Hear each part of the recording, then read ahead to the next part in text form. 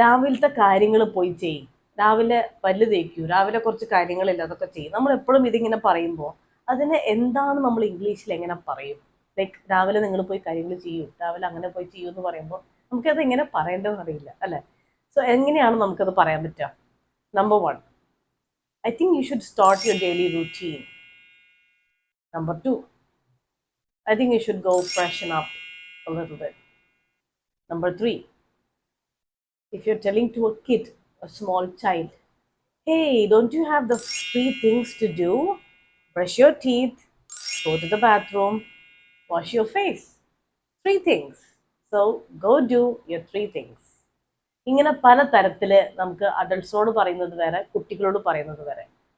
Do you want to know the details? Come, let's join this. നേരായ ഇംഗ്ലീഷിലേക്ക് ഒരു നല്ല കൂട്ട്. English crony. ഇനി എല്ലാവർക്കും ഇംഗ്ലീഷ്.